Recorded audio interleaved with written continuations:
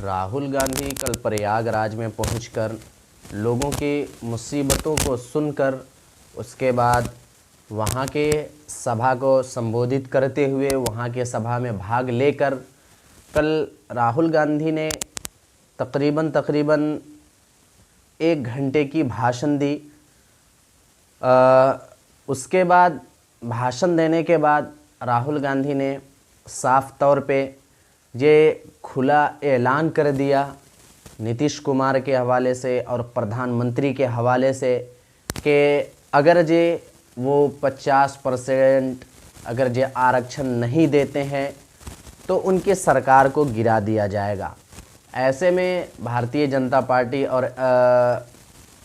प्रधानमंत्री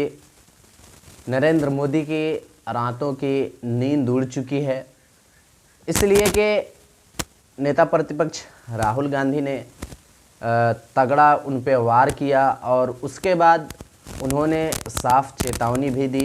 कि अगर जे 50% अगर जे आरक्षण नहीं दिया जाता है तो इस सरकार को गिराने का काम करेंगे। और आपको मालूम होगा कि आज से कुछ दिन पहले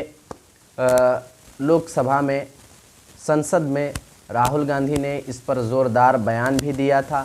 और प्रधानमंत्री को घेरने के साथ साथ अडानी और अंबानी को भी घेरा था और प्रधानमंत्री को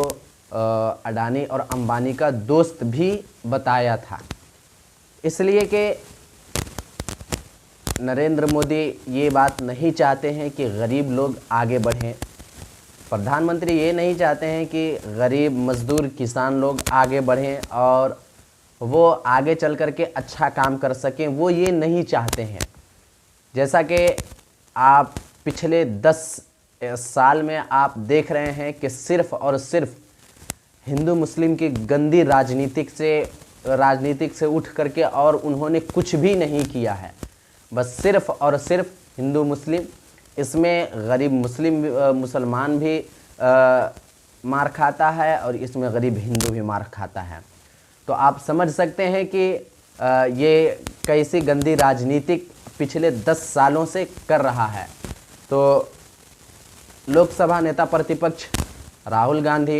गरीब और मजदूर के लिए उन्हें कहा जा रहा है कि एक बेहतरीन लीडर उभर करके निकल रहा है, एक बेहतरीन नेता उभर करके निकल रहा है जो कि सबके साथ की जो बात करता है, जो संविधान की बात करता है और जो संविधान की बात करेगा उसी की सरकार भी बनाई जानी चाहिए। इसलिए कि जिनको मालूम नहीं है, जो अपने ताकत अपने सत्ता के दम पर लोगों के घरों को ध्वस्त कर दें, अपने सत्ता के दम पर लोगों के घरों को तोड़ दें, लोगों को घर से बेघर कर दें, ऐसे लोगों को सत्ता में रहना भी नहीं चाहिए। इसलिए कि आज से कुछ दिन पहले आपको याद होगा अकबर नगर की घटना, आप उससे पूरा देश सहम उठा कि एक आबाद बस्ती को किस तरीके से चंद घंटों में उसको एक वीरान बस्ती में बदल दिया जाता है। आप इस चीज़ से आप अंदाज़ा लगा सकते हैं कि इनकी किस तरीके से गंदी राजनीतिक चलती है, चाहे वो हिंदू हो या मुसलमान, कोई भी हो, इनकी गंदी राजनीतिक चलती है। अगर ये लोग सिर्फ़ और सिर्फ सत्ते के भूखे हो सकते हैं तो ऐसी सूरत में कल राहुल गांधी ने प्रयागराज में ज़ोरदार भाषण दिया और भाषण देने के बाद प्रधानमंत्री और उनके तमाम नेताओं पे ज़ोरदार हमला करते हुए ये कहा कि अगर ये आरक्षण नहीं मिलेगा तो हम सरकार को गिराने का काम करेंगे। और रायबरेली की उस मोची की भी बात की कि बात करने के बाद उन्होंने ये बात कल की कि जब उससे हमने मिला, उस मोची से जब राहुल गांधी ने कहा कि जब उस मोची से जब हमने मिला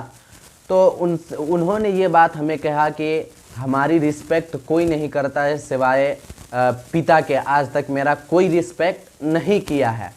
तो ऐसे में उन्हें चाहिए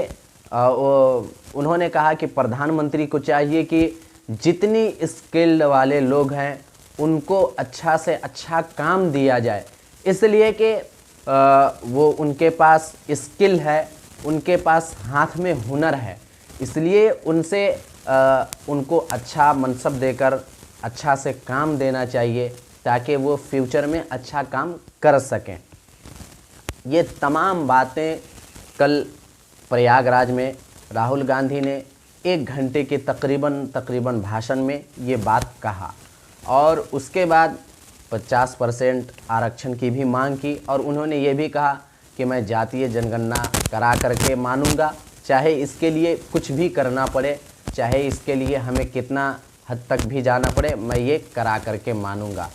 फ़िलहाल इतना है। आप इन तमाम बातों पे क्या कहना चाहते हैं, आपकी क्या राय है, आप हमें कमेंट बॉक्स में ज़रूर बताइएगा। तब तक के लिए धन्यवाद।